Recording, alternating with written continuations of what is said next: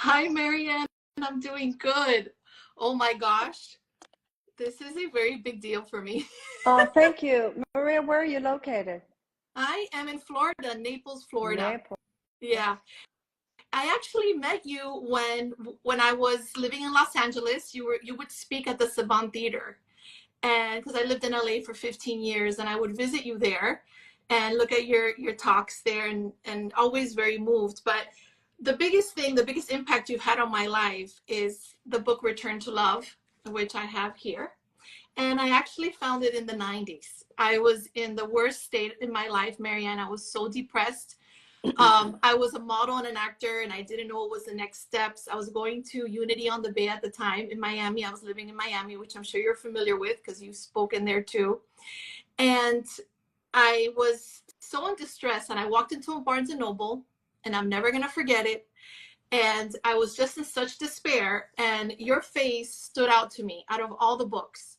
And I don't know why I bought it, not knowing you, not knowing the Course in Miracles, not knowing anything, totally spirit guided, talk about the mystic Jesus, right? And I read your book and it would change my life. It would change Wow. my life. When I found the Course in Miracles, it helped me to get out of my depression. And now I'm a student of the Course. I'm a teacher of the Course because of your inspiration. Well, So thank that's you. why this Thank is a you. big deal for me. Thank you. Thank you so much. I so appreciate that, Maria. And I'm honored to be here. And it really is amazing, isn't it, how we've all sort of grown up together, gone through the years together. So thank you. Thank you for having me. Yeah, now with this new book, The Mystic Jesus, and I was really moved because, I know that you teach the Course and your forefront is the Course, and you talk about a lot in the book. You have passages of the Course, you have prayers. I want to talk a little bit about this word Jesus, and I'm curious why you chose this title. I know that people have a hard time saying the word Jesus nowadays, right? So how is it different from the traditional Jesus in the Bible and the mystic Jesus? What's the difference? I'm curious. Well, the Mystic Jesus, this particular book, and my articulation of the Mystic Jesus is a reflection of what I understand as a practitioner and as a student of A Course in Miracles. This is Jesus as he is spoken about in A Course in Miracles. In the Course, he says, as in that opening quote, he says, I don't have anything you don't have. The difference between us is that I don't have anything else. So this book is about the Jesus in the Course. He is not a religious figure per se, because the Course in Miracles is not a religion. He's a spiritual force. He is not seen as an exclusive path to God. The Course in Miracles says there are others. He is universally available, however, to anyone who feels drawn to that particular portal. He represents, from a Course in Miracles perspective, the full actualization of the potential that lies within us all. And the potential within us all is the full actualization of the divine. I use an image, you talked about my book, A Return to Love. I think I mentioned this in that book as well, the story about Michelangelo, when he was asked how he created a sculpture. And he said, I go to the quarry, I see the big pieces of marble, and in my mind, God has already created the Pieta, God has already created Yeah. David, God has already created Moses. My job is to get rid of the excess marble. So Jesus is a name for that which is inside all of us, through which all of us are one. Because remember, the Course in Miracles uses these traditional Christian terms, but in decidedly non-traditional ways.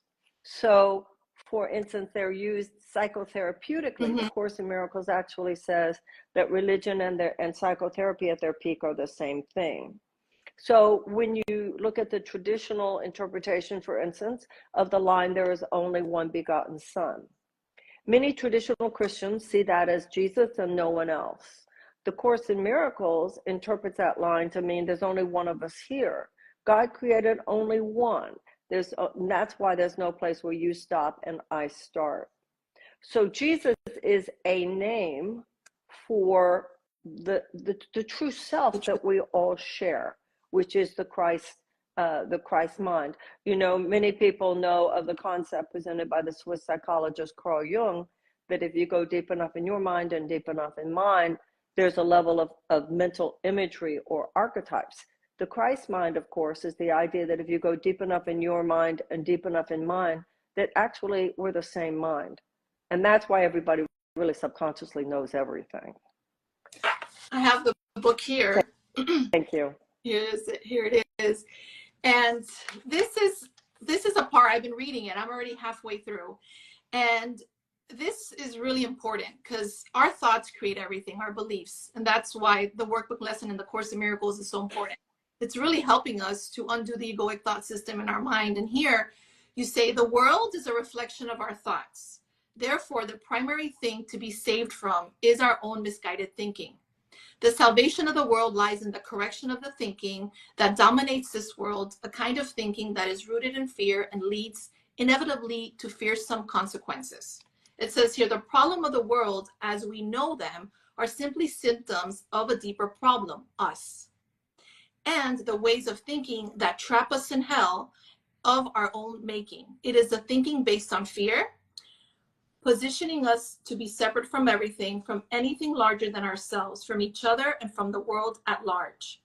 And this is so important, Marianne, because our thinking and our beliefs are everything. And the book, The Mystic Jesus, what it's teaching me is just to really come more into my true nature, into my true self. And when I come into my true self, into my true nature, my thinking is different.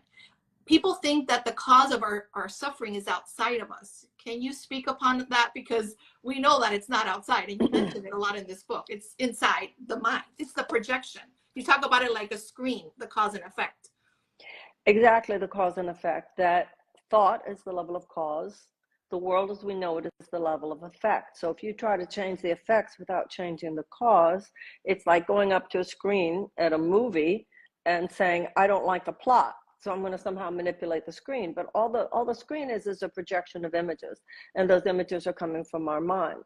So the Course in Miracles says your greatest power to change the world is your power to change your mind about the world.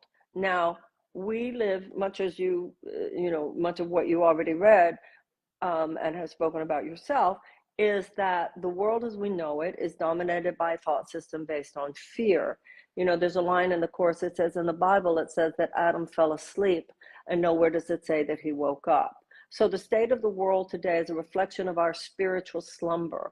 We have fallen asleep to who we really are. In metaphysics and spirituality, there's often a reference to the quote unquote awakened ones. Those are the spiritual avatars and so forth who have lived on the earth but awakened to the true self. Jesus is such a one. The Course in Miracles says he's not the only one, but he is such a one. If he is the one that is your guide, you will simply know it. And the idea here is that having become a fully actualized consciousness, the Course says he was then given authority by God, should we request it. And we have to request it, because if we don't request it, it would be a violation of our free will. We don't have to do any of this. But if we should request it, then he says in the Course, my mind joined with your mind can shine away your ego. And the ego is the belief is the false belief that we are who we are not.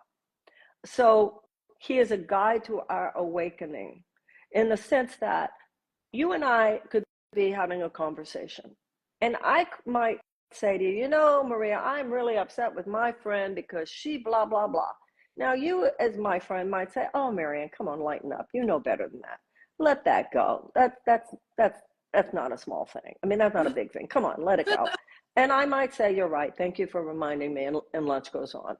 But it might be that I tell you a story about something which represents such a deep trigger, such a wound, such a trauma from my past, that you would know better than to say, oh, come on, Marianne, give it up. You might say, I'm really sorry. I know how much that hurts. Jesus in such a situation is someone about whom you would say, I am willing to see this differently. But my hurt is so great. My anger is so great. My frustration is so great. My sense of betrayal is so great. Mm-hmm. But I am willing to see this differently. The idea of the Mystic Jesus is that if you request it that way, You were saying to the Holy Spirit, because he's become one with the Holy Spirit. Because the Holy Spirit, the Course in Miracles says, is that connecting link between us and God, the eternal communication link between ourselves, between God and his quote-unquote separated sons. When he became fully actualized, he became one with the Holy Spirit becomes one with Jesus. You ask for help, and then it could be the conversation I'm having with you. It could be a song lyric. It could be a thought that occurs to me. It's just that I will be gently guided to the perceptions that otherwise, like, I'll give you an example. My lesson today: no one can fail who seeks to reach the truth. Wow. Now, what is the, so what is the, right. So what is the truth? The truth is that beyond all this craziness in the world, there is a truer truth where everybody loves each other, where it's just a matter of love, and none of this fighting is going on, and none of this conflict is going on, none of this war is going on, none of this desecration. But it's not, you can't just, oh, okay, I'll shift over. It begins as an abstract concept. Yes, abstractly, I get that the three-dimensional world is like just a screen in front of a truer world. You know, at this point, Maria, enough of us have read these books now. You know, I'm sure, you know, between, you know, I'm sure that the people, yeah, to put this into exactly. action. So abstractly, intellectually, we all, okay, I get it. But the Course in Miracles says, then we take a journey without distance from the head to the heart. And that's as we go through the experiences of our lives and really get to the point where we have the inner peace that comes from a genuine, visceral perspective that I get it, only the love here is real. Yes. That's so powerful, Marianne, because for me, at least in my life, I always felt that you know, and I think all of us can relate to this, is feeling the separation, you know, feeling the separation and forgetting who we are. And I always say, we've never left the mind of God. The good news is that God doesn't make this world real for us. Thank goodness. That's good news. And that's the connection to the Holy Spirit. But what you're speaking to is the remembering that we've never left the mind of God, which is everything. And I feel that the mystic Jesus takes us there by your writing, but also the practicality of it. I absolutely, one of the things I love about the book is I love when you share your personal stories. And I love that about you, because you're very honest and authentic and very raw and very real. I remember you sharing a story about you being in the theater in New York and someone had talked about you during the play and that it triggered you, and how you were able to heal that and forgive that. And forgiveness, Marianne, I feel is the most important thing. As the Course says, you know, forgiveness is basically non-judgment. It's basically understanding that nothing has really happened. Only love is love. There's only love and a call for love. And I think that you really exemplify forgiveness on steroids with you going as a presidential candidate and everything you've done in the world. I feel that you're really exemplification of forgiveness. So I want you to talk a little bit about forgiveness. You also touch upon it in the book, but I feel it's so important as a characteristic of the mystical Jesus, because Jesus was incredible at forgiving. Well, Jesus didn't have to forgive because he reached the point where he didn't see anything but love as real.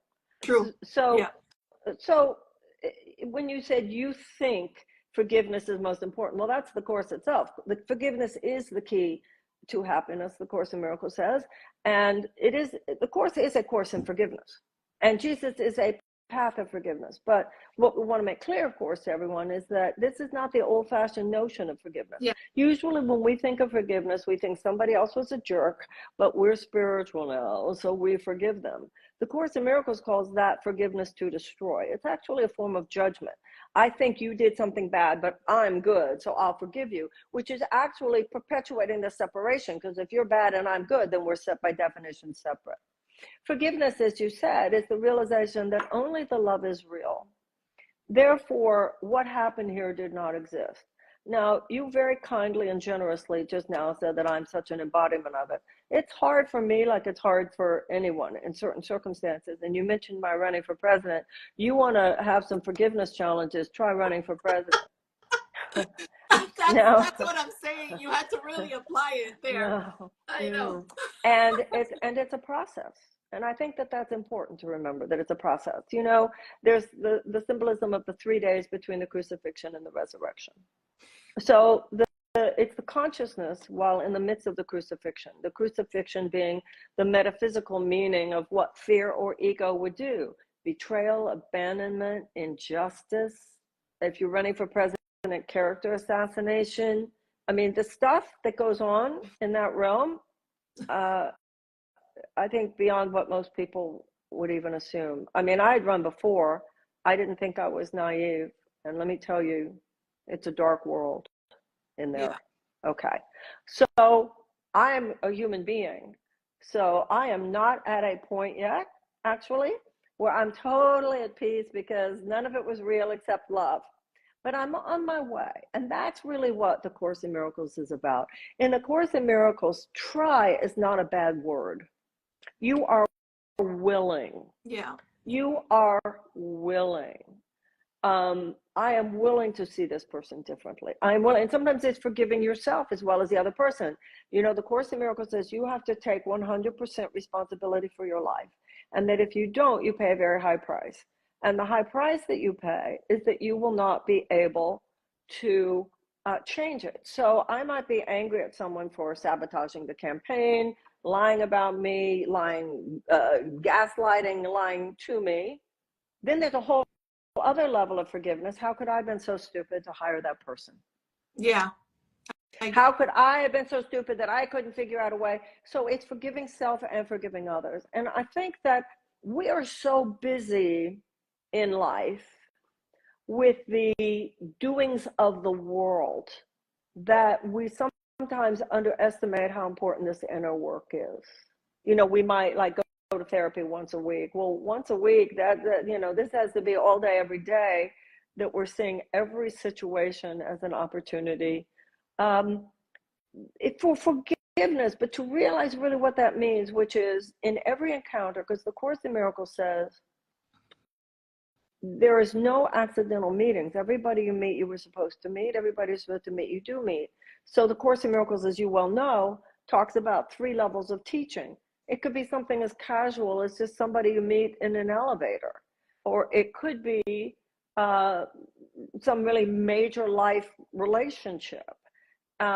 When you're in any situation, are you playing it with as an open heart as you can? You know, ultimate forgiveness is just that I stand in this situation with fully open heart, totally willing for you to have yours open, and really getting that the only point here is giving and receiving of love. So the last time this kind of situation arose in your life, how'd you do? Could you even do better this time? And also to realize that in every situation we are tempted to go back into the ego default positions. And you want to ask yourself, how'd that work for you? Could you do better this time? So really it becomes full-time discipleship. I think also, Marianne, what I also meant to say is that you are really good at practicing forgiveness. I'm good at trying. I'm good at trying. It's seeing you, because looking at you from outside and what you've been through, and also, you know, going for president 2 times and other things that you've been involved with throughout your whole career and your whole life. You know, I think it's been like 4 decades.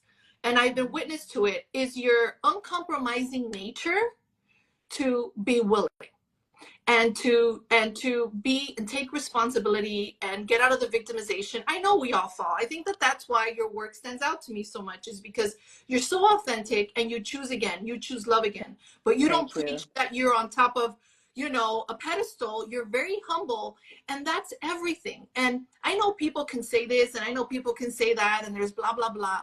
But all I know, and I can say this from the bottom of my heart, and I'm not saying this because I want to, you know what I'm trying to say, but I'm saying this because you have been an exemplification of big willingness. Like I like to say, I know the Course in Miracles says all you need is a little bit willingness, but I say big willingness just to be funny, because you need some big willingness, it feels like, with what appears to be going on in the world. But I feel that you're always constantly, I've seen you throughout the years, is what I call living the Course, to having an uncompromising nature. It's not that you're perfect at it, but I love how you say, Maria, I'm not there yet right now, even right now with the forgiveness, but I'm working on it. And that speaks to me, that speaks to everybody, because then we can all identify with you and we're like, you know what, we can do this. And then that's the Christ mind. It's really rising each other up in this whole shebang that we're living in.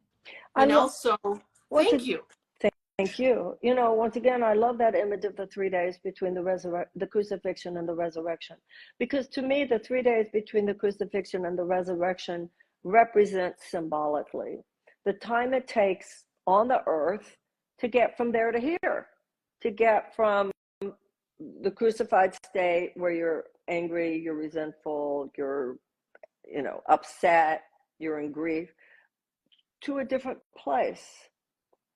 And the consciousness you have while you're in the state of crucifixion determines the length the time it will take, and the ultimate success you will have at receiving, at reaching resurrection. And resurrection is when, you know what, I'm fine, I'm cool, I'm cool. Love that. Only the love that was given me and only the love that I gave has any effect on me. I've really gotten to the point, not just intellectually, but viscerally, where I get that only the love was real.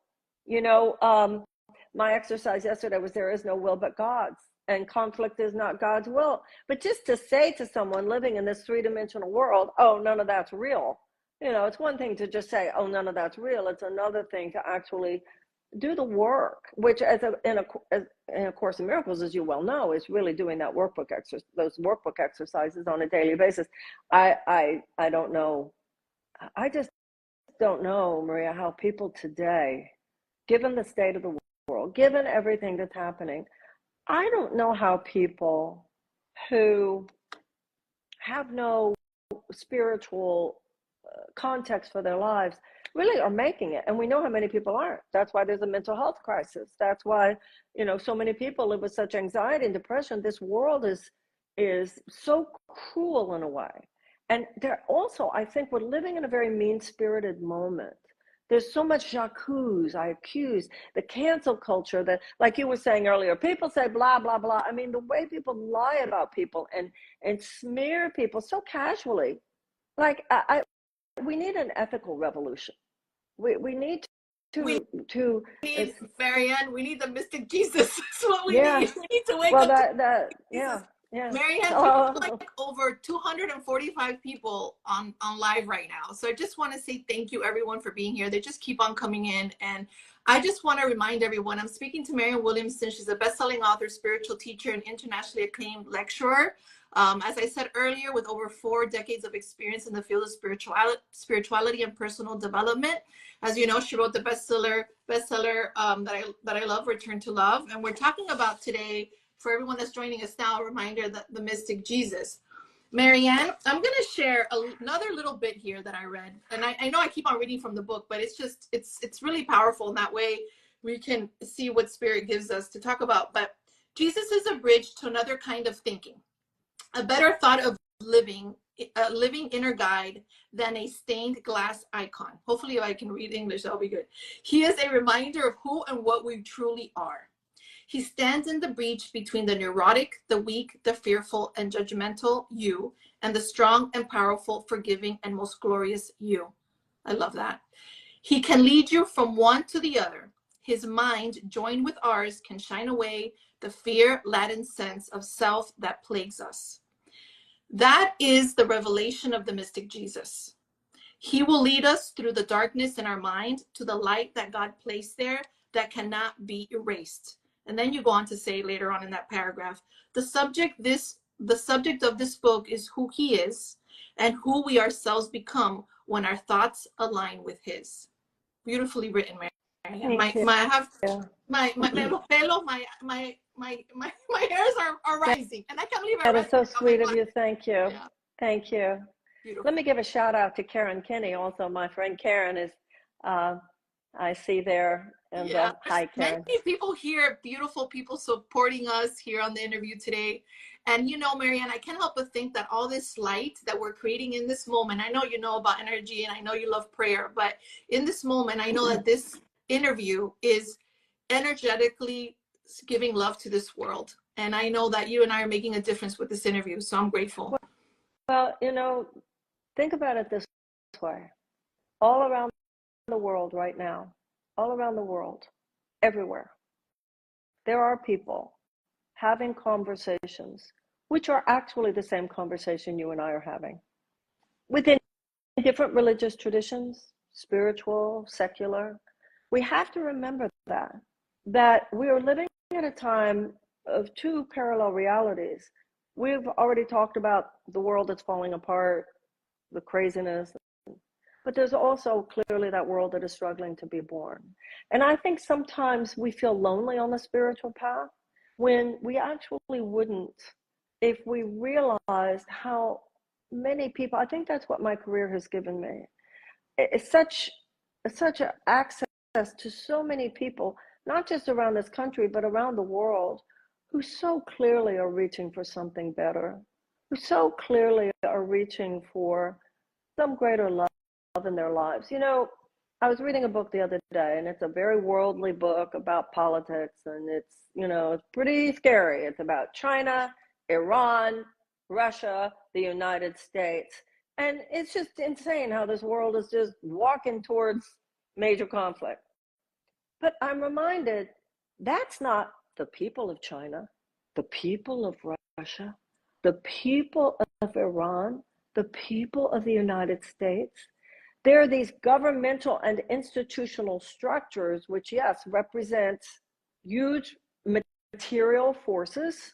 And then there's just the love in all of our hearts. You know, people in Russia and China and around the United States, we don't want to be at war with one another. But if we remember that that's going on too. Yeah.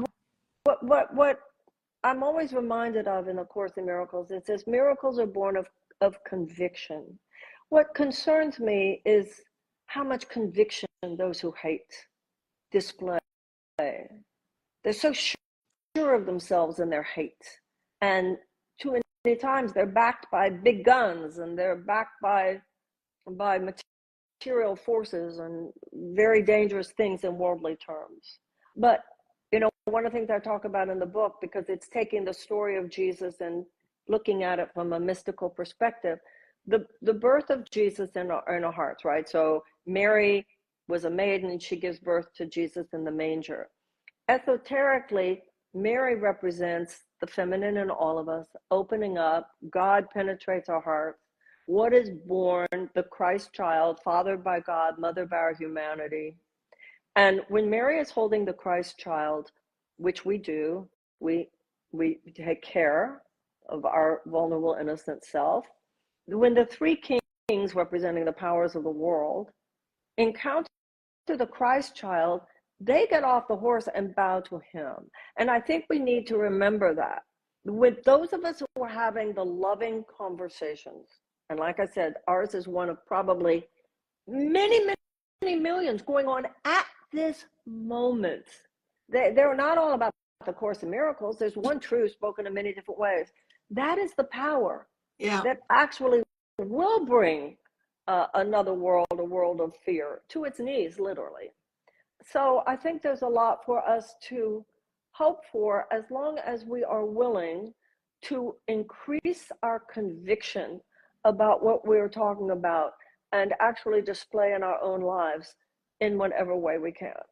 And, you know, I ran for president feeling that the platform of such a vortex of power is because it is a tremendous, the US presidency is a tremendous vortex of power on this planet. The Course in Miracles says the teachers of God, the plan for the healing of the world, it's God's plan of the teachers of God. And we're sent into every corner to present the alternative. Yes. And that's really what I was seeking to do in running for president, to speak what is an alternative to the way we operate now. What would be the loving alternative to the way we operate now? And the ego doesn't always like that, but that's really our job, is to just keep doing everything we can to embody that love and articulate that love, and to stand in conviction behind that love. Well, things are always perfect, Marianne, and even though you know, you didn't go on, I have to say that, you know, only love is real and all else is an illusion. And you live knowing that consciousness, and you brought it to CNN, you brought it to the news, you brought it to YouTube, you brought it everywhere, and that's what matters. We don't know, as you know, why things happen the way they happen, and we know that's always perfect, even though it's a shit show, right? We know it's and at least within it, you were able to bring the light, and that maybe someone, maybe even today, somebody's watching this that never even knew about this or is lost. Like you said, there's different conversations going, Well, but the conversation that you're bringing up and you've brought to the political realm is extraordinary, even though it didn't continue. Mm-hmm. I think we can deconstruct that a little bit, because you said a couple of seconds ago, we don't know why things happen. Actually, yes, we do. Because everything, if it's loving, it occurred because enough love happened. And if it's not loving, it's because enough withhold of love happened. It's funny mentioning that Karen Kenney, I don't know if she's still on. She probably is. Yeah. There's a lot of people on. Yeah. So when I was in New Hampshire, the Course in Miracles talks about the power of two people join together. And the way she used to go around to some of my events and would speak the word, I'm here. speak the word for me and with me. And that's exactly what I mean. Things happen when enough people will stand for love. You can't just observe it. When you see it, you have to help the person who's trying to do it. So when you say we don't know why things, yes, we do know why things went the way they were, because the voices of hate. Now, for instance, even when you said what you said on CNN, no, I didn't, because last time when I ran, CNN gave me a CNN town hall. I was on regularly. I was on MSNBC. Yeah. This time, there was a complete blacklisting. So it's important that we realize, yes, we do know why things went the way they went. It's important that spiritual thinking isn't fuzzy thinking. We know exactly what is going on.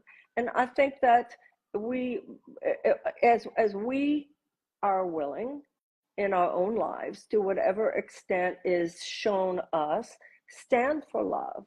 As I said, Karen stood for me, stand for one another.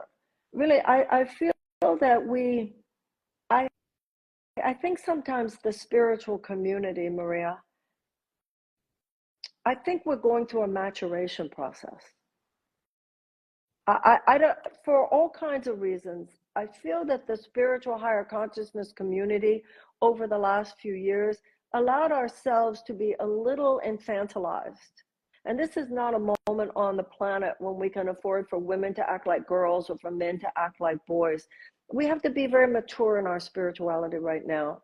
And we have to, if anything, I think what would be so beautiful about this conversation you and I were having is if each of us, you, me, but everybody listening, came to a place in our hearts where, having heard this conversation, we all leave here saying, I'm going to step it up a notch. Whatever that means. And every person listening knows what that means. For some of us, it's forgive a certain so-and-so, because you can either have a grievance or a miracle. You can't have both. For another person, it might be clean up your room, call your mother. It might be things that other people couldn't possibly imagine, but represent saying, okay, I'm enough with a kind of, it's not spiritual laziness, maybe it's spiritual procrastination, but it's lack of conviction. Yeah. And we will not have the miracle that we need on the planet unless all of us are willing to step it up. Because it's kind of like you were saying to me, Maria, that you used to hear my lectures, right? All that I ever was, I'm just older than a lot of you. So the only difference between us is a half a step ahead in time. You know, I got there sooner. I was reading this in the 70s. Some of you didn't start reading it till the 90s, right? Now, Jesus is someone who's gotten all the way there, ever ancient, ever new. And I think there is a critical mass of us now who really understand that standing for love is the urgent need of the species. And I think that that's really the point right now. How serious are we willing to get about all this? And just looking at your comments, people are ready. There's a readiness now. Yeah. And that's what I hope that we are encouraging in the people who are here. Beautiful, Marianne. That touches my heart, and it touches me because it relates to my journey with the Course. And when I found the Course in the 90s, I found it with your book, and then it wouldn't be 5 years later until I would begin a study group. in Miami, a small study group. And I started studying it, and it's been over 20 years now. And it's been up and down. As some people say, sometimes you want to throw it out the window. Sometimes you want to burn it. You go through all these phases with it. But I have to say, one of the things that changed my life, and I know that you can speak to this, exactly what you're talking about, is being very uncompromising with it and making no more exceptions to it.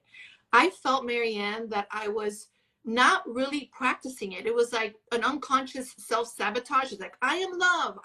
And then I'm going to look for love outside of myself. I'm going to look for love in a guy. That was my big thing, you know, who can complete me outside, which is looking for God outside of myself.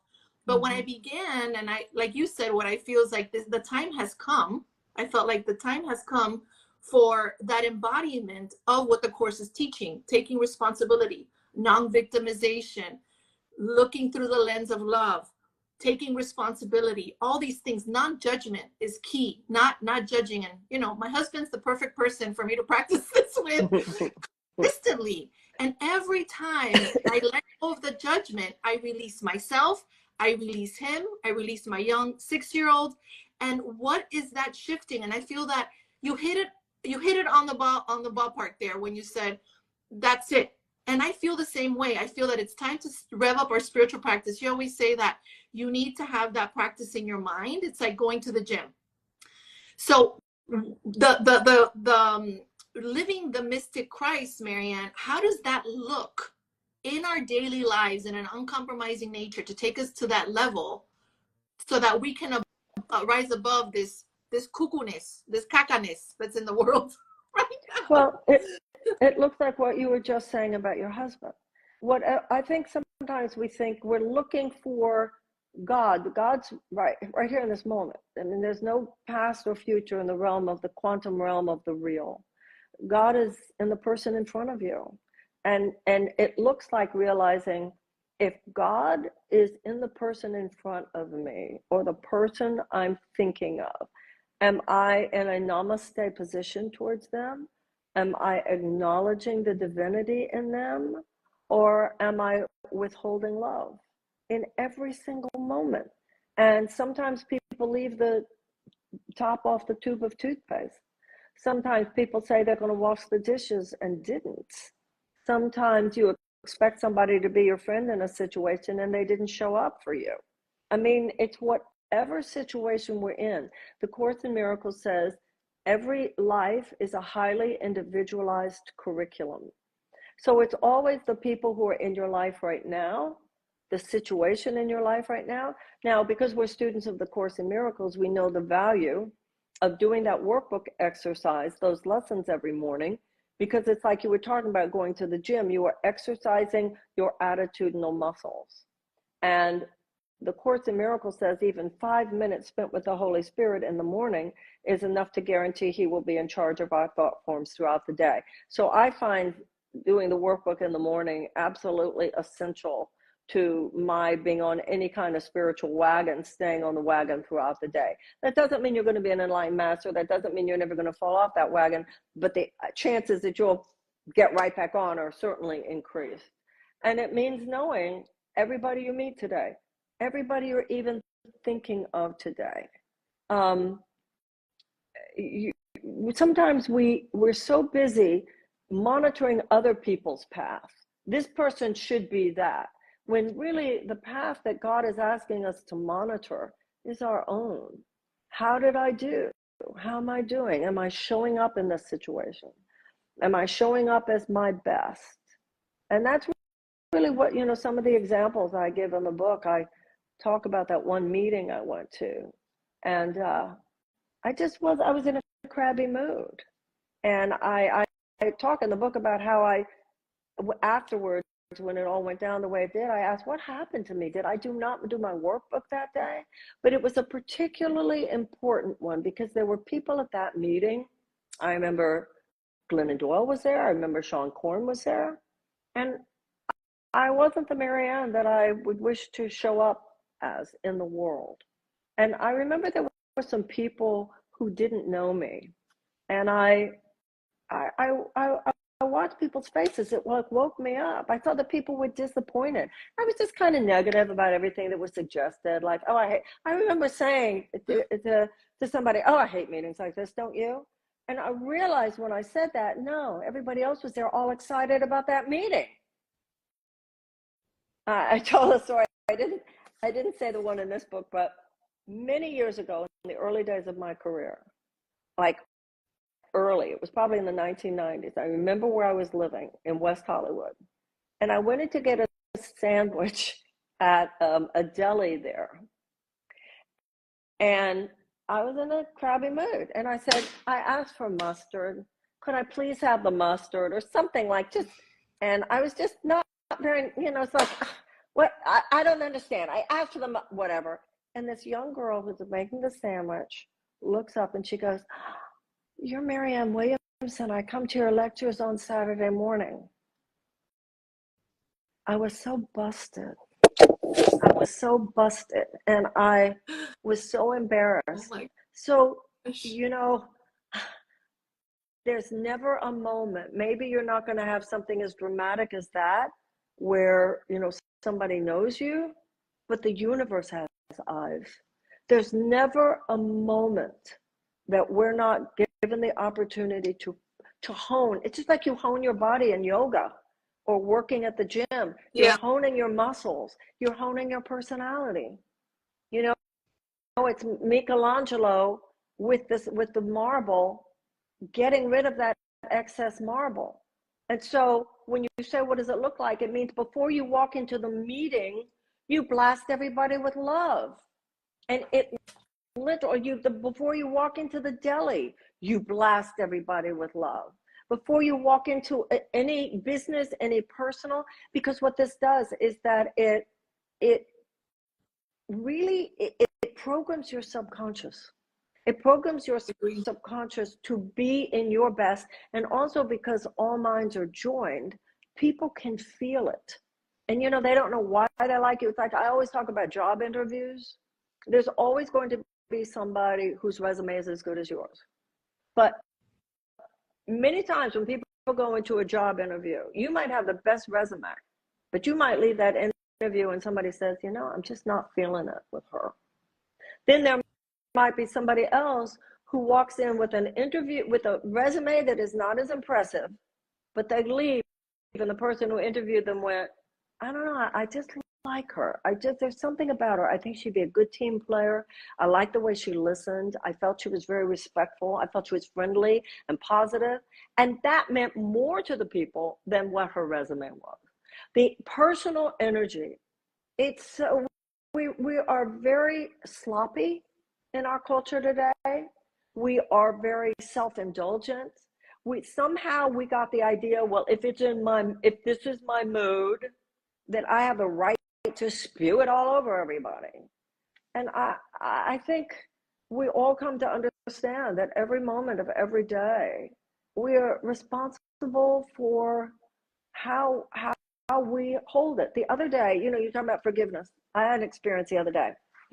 Because I'm working through the layers of grief and forgiveness, and this thing of having run for president was quite a big challenge. And I was thinking about a few people who told lies about me and were sabotaging the campaign from inside, and some really, wow. And I know that my job is to forgive, right? So for whatever reason, that morning I was coming in from my bedroom, I was making coffee, and I was allowing myself to fantasize. I could write a book, or I could in some documentary, and I could name their names, and I could say exactly what they did.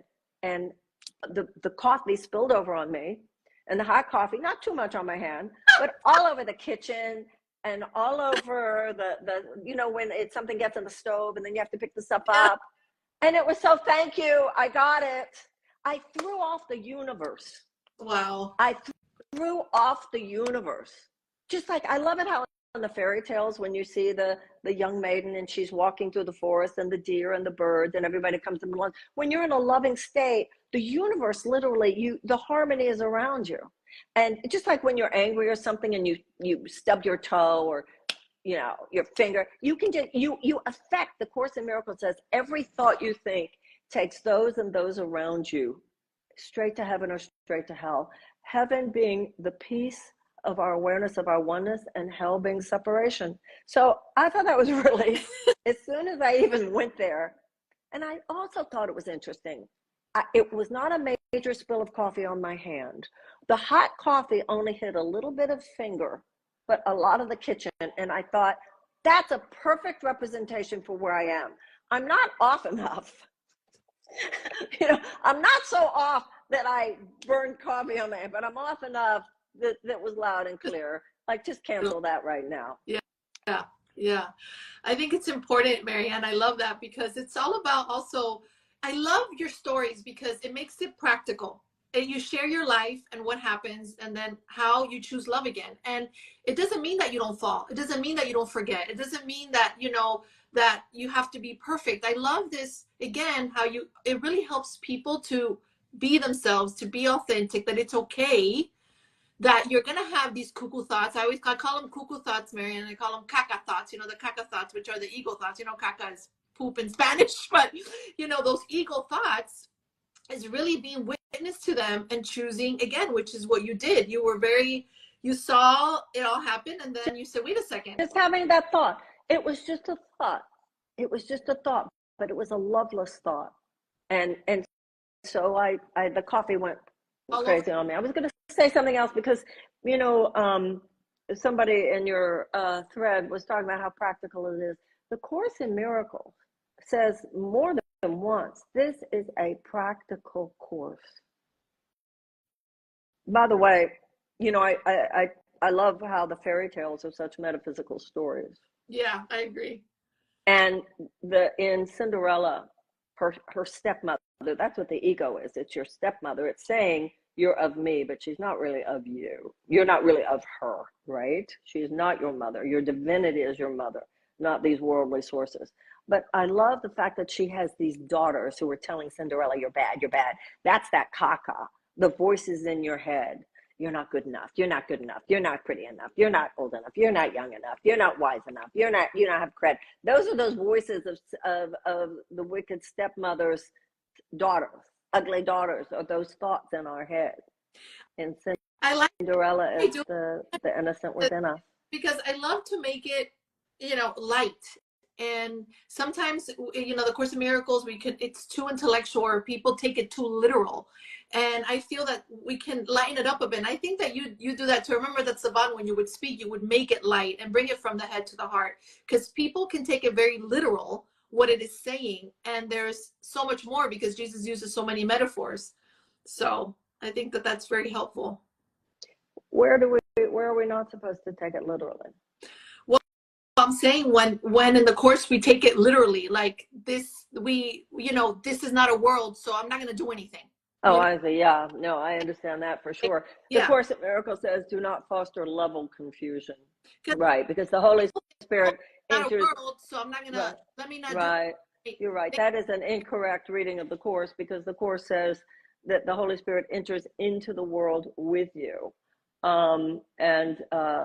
It doesn't mean the world isn't real, therefore I don't owe you to pay my bills. Yeah, because it's not real anyway. That's not the Course. Yeah, but sometimes people take it very literal, or this is not real, and it's not real, but it appears very real, so it's not helpful. It's helpful. It's not real. Yeah, the Course in Miracles says that the illusions appear as real as is the truth. And we're not here. It's the difference between to ignore something and to transcend something. Many people, what you're saying is that they like to bypass, somebody else mentioned spiritual bypassing. You can't bypass the crucifixion and go right to the resurrection. That's not transcendence, that's denial. And the reason that's also important is because you said keep it light. I always say, do not take yourself seriously, because life is so serious. I think there's a way in the spiritual community that we actually are too light. Now, there's one kind of light that the Course in Miracles defines as understanding, but one of the things that I feel has been, actually was a blessing in my life, Very soon after I started working with the Course in Miracles, the AIDS crisis burst onto the scene. So from very early in my career, I was very active and really surrounded by the ravages of the AIDS crisis. And so for me, from the very beginning of my career as a speaker, etc., I was surrounded by genuine life and death situations and deep human suffering. I find a lot of people who are in this sort of higher consciousness gang these days, maybe we're not as attentive as we might be to some of the genuine suffering going on around us. It can become a kind of privileged kid's game. But the issue is, the Course in Miracles says, look at the crucifixion, but do not dwell on it. If you look too much at the suffering of the world, then you start spiraling down into nihilism and cynicism and depression and so forth. Look at it, but do not dwell on it, the Course says. Look at it just enough to be reminded that you're here on this earth to help heal the Son of God so that all this suffering will no longer happen. The Course in Miracles says the purpose of your life is to be happy, which is very Buddhist in feel, that we're here to be happy. But it has to be genuine happiness and not happiness based on denial of some things that must be tended to in order to heal the world. Yeah. I feel that happiness is, for me, when Marianne, is when I practice that forgiveness, when I'm not judging, when I'm choosing not to be in victim mode, when I'm choosing responsibility, I come into that happiness. Now to conclude, Marianne, I know we're almost at the top of the That's not just for you, that's for anyone, because that's how the mind works. You can't be happy. The Course in Miracles says forgiveness is the key to happiness. That's why the Course says, do you prefer to be right or do you prefer to be happy? You can have a grievance or have a miracle. You can hold on to that thought, but you're going to spill your coffee every time you do. It's you funny. can hold on to that thought, but you don't think you can do that and be happy. It's funny because I actually wrote a book called Live Your Happy, based on the Course, and I mentioned you in the book, so I'll send it to you. And I mentioned I'd love to see it. Yeah. I'd love to see it. When did it come out? It came out in 2017. Wow, congratulations, Marianne. That's really beautiful. Actually, D. Patrick Miller helped me write it and publish it. It got published through New World Library. And excellent. And I mentioned you in it just because of your influence. That book wouldn't have come thank you. to birth unless I had you in my life. And it really comes from that space of application. It reminds me a lot Thank you. Yeah. Thank you. Oh, that's lovely. So in ending this conversation, Marianne, which has been lovely, and I just want to remind everyone, if you felt that this conversation helped you or just gave you some insights, please share it. Here on Instagram, it's so easy to share these interviews, so feel free to share it. And also, this will be out on the podcast next week and on YouTube and such, so we'll get it out there. Hopefully, we'll actually do some transcribing in Spanish, Marianne, for our Spanish audience. Cool. And I just wanted to ask you, this is the last question, which is, why this book and why now? I'm curious, why this book and why now? Why this book? Not that this book is special. The Course in Miracles says all of the children of God, and none of the children of God are special. Why any of these books is because this is an urgent moment on the planet. We're in the 11th hour. It's not midnight yet, but we're in the 11th hour. When we were kids, we learned about evolution. And when a species is moving in a direction that is maladapted for its survival, one of two things will happen. It will either mutate, choose another direction, which the Course in Miracles refers to as a better way, choose again, there is a better way, or the species could go extinct. The way we are behaving collectively on this planet, we could go extinct. When people are drinking too much or people are taking drugs too much, we understand there's no guarantee of physical survival. You could overdose. You could die of alcoholism. And that's why sometimes people have an intervention. We need to have an intervention with ourselves right now. We need to remind each other, wake up, choose a better way. And so that's why I think all of us feel moved not only to do things like the Course, but to do things like this Instagram Live, to write books, to teach classes. It could be yoga, it could be Buddhism, it could be the Kabbalah, it could be anything that we do, that there's a yearning, there's a knowing inside us that something new is struggling to be born. And once again, going back to the mystic Jesus, that's exactly the story of Mary. Mary was asleep, which we're all asleep. Something awakened her. We've all been awakened, like something's going on. She's told by the angel, go up on the roof, go into the higher regions of your mind. The angel Gabriel speaks to her. Angels, the Course in Miracles says, are the thoughts of God. And she's told something new is going to be born in you. And that's what's happening in all of us collectively. A new you is ready to come forth. If you open your heart, God is going to enter, and there's going to be a new you. And birth is messy, and birth is difficult sometimes, but a new you is ready to be born. And this is, nothing could be more holy. The time has come, Marianne. And that's why in the mystic Jesus, the story, the historical story of Jesus is obviously very profound and beautiful. But the mystic Jesus is about the story as it is enacted and reenacted in all of our lives, in every moment. Not just what happened 2,000 years ago, but what is happening right here, right now, in our own lives. Yeah. Thank you, Marianne. Thank you so much. Thank you so much for having me. This has been and bye, everybody. A very moving. Just one more reading here. It says, the miracles available to us at any moment, it is undeniable. We can choose not to download it, but we can never remove it from the hard drive. In the presence of perfect love, the universe rearranges itself and miracles occur automatically. That is the infinite mercy of God. So I'll leave you with that, everyone. Beautiful book, Marianne. It's you. On Amazon. I'm sure it's available in all bookstores. And it was a beautiful conversation. And I'm sure that someone got a lot, everybody got a lot out of it. Thank you. And good luck to you. And it was wonderful meeting you. And thank you so much for having me. Nice meeting you too, Marianne. Bye, everybody.